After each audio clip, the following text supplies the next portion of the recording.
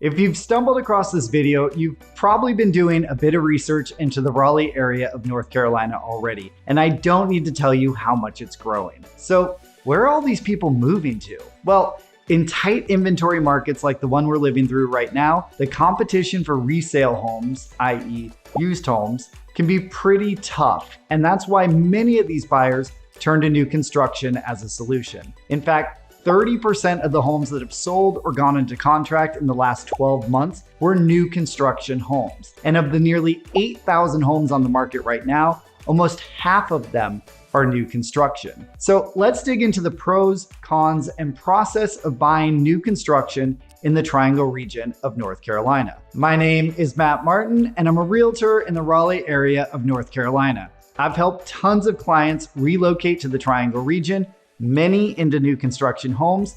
And if you're looking to do the same, I'd love to help you too. And if you want to see more videos like this, please be sure to like, comment, and subscribe right down below. So the term new construction can mean anything from building a fully custom home from scratch to buying a spec or semi-custom home directly from a builder in a planned development. Today, we're going to be talking about the latter options, but I will make future videos about the custom building process as well. And before we get started, let me just explain those terms I just threw out. A fully custom home is one where you not only make all the material selections, but you also work with the developer and architect to design the home itself. A spec home is one where all the decisions from materials to home style to floor plan have already been selected, so you have little to no say in the matter. These homes are typically only available for sale once they're substantially completed or fully done. And then a semi-custom home is somewhere in between. You'll usually have the option to pick from a series of floor plans and designs,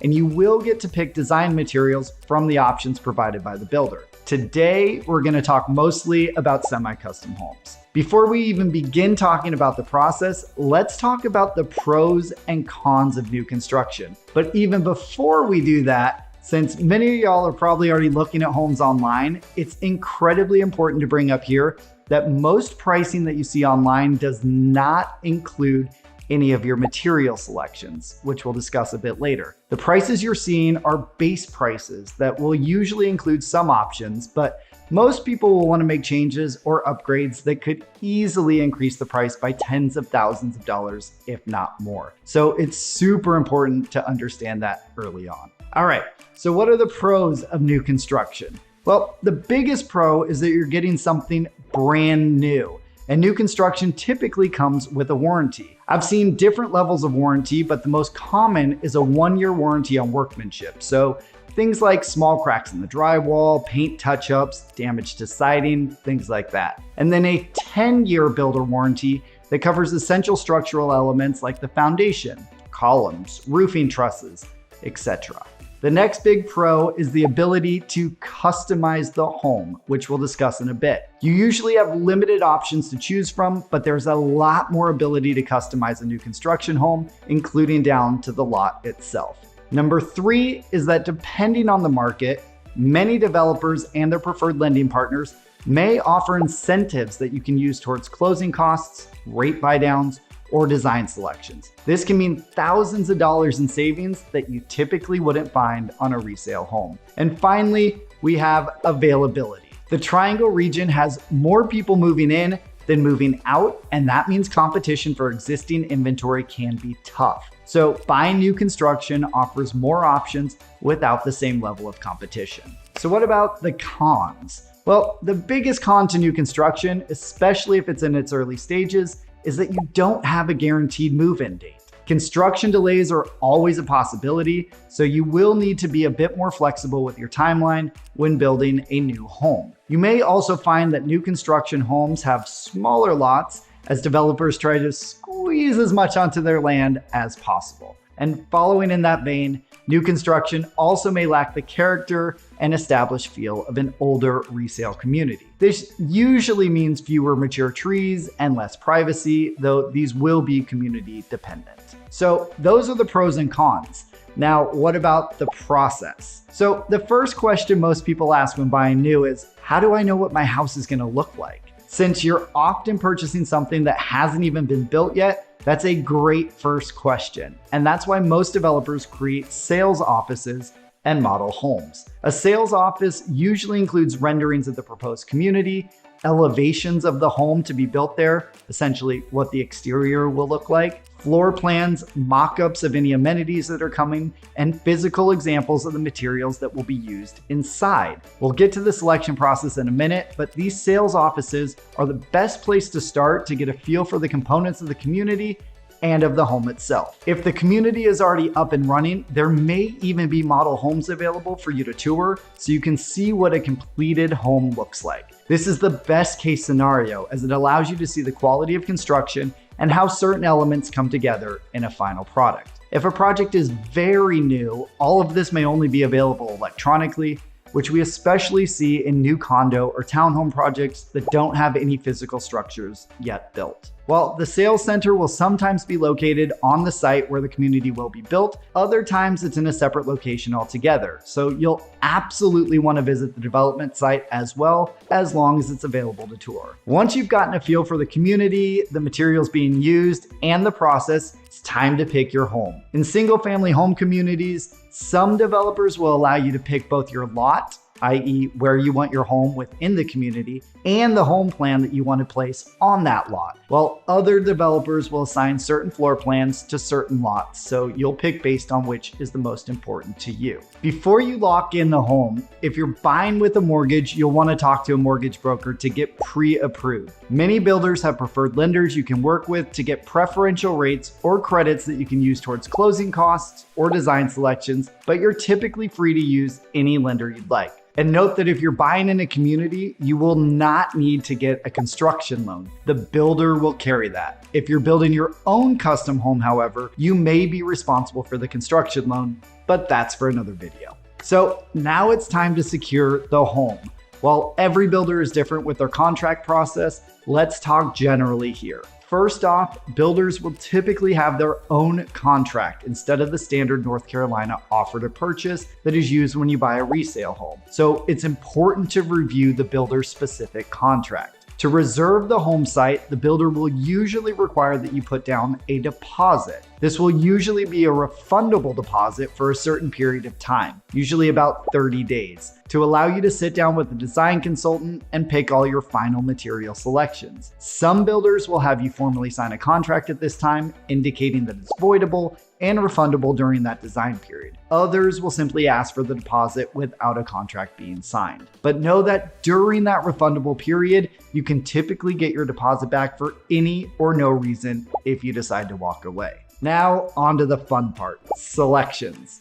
Okay, I say the fun part because I love home design, but others may call this the stressful part. The selection process is usually a multi-hour meeting in the developer's design center, which may or may not be separate from the sales center. Here, you'll see all the options available for the home, from carpeting to vinyl flooring, cabinet face options, cabinet construction options, countertop options, grout colors, paint colors, hardware, you name it. And this is where you need to be aware of that point I brought up at the top of the video. Many of these selections will cost extra depending on the pricing tier they're in. If you want that gourmet kitchen option that includes a 6-burner stove, convection oven, and vented out hood, well, that's going to be an upcharge versus the baseline 4-burner stove and recirculating hood. The designer you're working with should be able to compile all your selections on site to give you a final price, and from there you can adjust up or down to fit your budget. But this is why the refundable period exists. If you get through your design selections and realize this home is way more than you'd budgeted for, or you just don't like the direction it's heading in aesthetically, you have the option to back out and get your money back. But if you love what you've put together, it's now time to roll those upgrades into the contract and lock yourself into your final purchase price, which also means that refundable deposit now becomes non-refundable. In some projects, especially condo projects and townhome projects, now is also when you may be required to put down an additional builder deposit. Let me give you some real-world examples I've had recently. One client I have is in contract to buy a new semi-custom single-family home in Garner that is being built from the ground up. Once she selected the home site, she was asked for a 3% deposit that was refundable for 30 days, during which she had to meet with the design consultant and finalize her selections. Those selections were rolled into the final contract and the refundable deposit converted to non-refundable, but the builder didn't ask for any additional money. Example number 2, another client is looking at a new construction condo project near downtown Raleigh. That developer requires a $2,500 deposit, refundable for 30 days to allow for the client to make all their selections. Are you seeing a trend here? But this is where it gets different. Once those selections are made, and my client hasn't opted in on this yet, the builder will require a 5% non-refundable deposit, which the $2,500 would count towards. Then, once the condo building starts construction and going vertical, they would owe another 5% non-refundable deposit, bringing the total to 10%. So, as you can see, different builders do things differently, so it's important to understand the process and financial outlay up front. Once you're in contract and the home is being built, you will typically get updates from your builder, and you and your agent should be able to do site visits to monitor progress. One incredibly important step to take is to get a pre-drywall inspection done before any sheetrock is put up. This is when an inspector will be able to see all the electrical running through the walls, all the plumbing, HVAC ductwork, essentially all the things that are usually hidden behind walls and floors will be visible for an inspector to easily evaluate. Many buyers just trust that the work is done correctly because the city inspector signs off on it, but it's important to get a third-party inspection done to confirm. I'm gonna fly through this next part, but then go into a deeper Q&A afterwards, so bear with me. Once your home is about 30 days away from completion, you'll re-engage with the mortgage lender, assuming you're purchasing with a mortgage, to get fully approved for your loan. Then, usually about a week before closing on your home,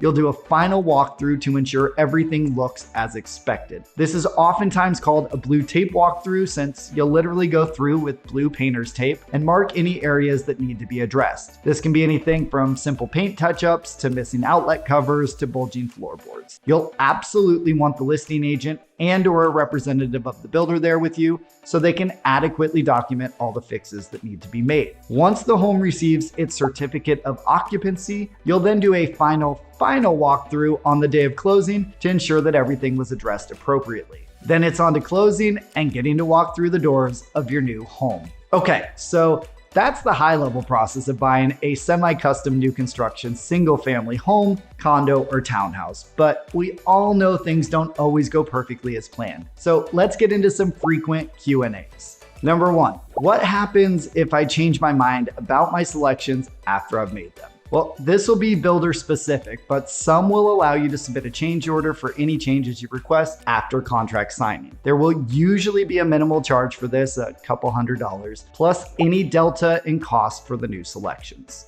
Number 2, what happens if construction is delayed? Well, the builder's contract will typically outline what happens in these cases, but know that North Carolina is a very seller-friendly state. I've seen some builders' contracts that allow the builder 12 months or more beyond the originally stated deadline to complete the home without consequences. So it's super important to understand all these contract terms up front. Number 3, what happens if rates change during the build process? New construction can take anywhere from a few months to a few years to finish, so there's a very good chance the mortgage rate you were quoted at the beginning of the process will be different than the rate at the end. Depending on the bank you're working with, you may be able to lock in a rate early on for a longer period of time, but doing so usually will cost you a bit more. I suggest that you monitor mortgage rates throughout the process and work closely with your agent and bank to determine when the right time will be to lock in that rate. If you do get to the end of the process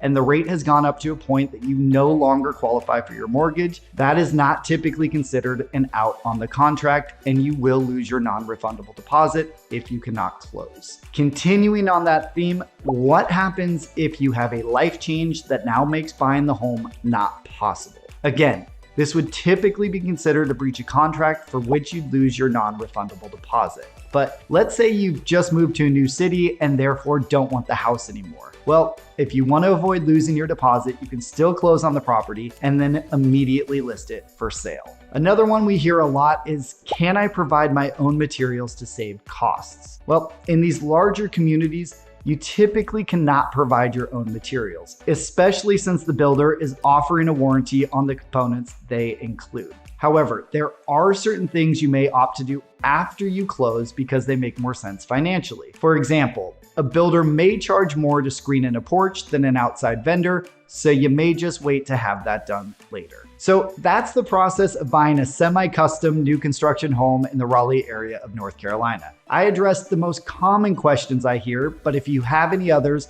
drop me a comment down below. And if you're ready to kick off your home search in the Triangle, be it new construction or resale, I'd love to chat. All my contact information is included here.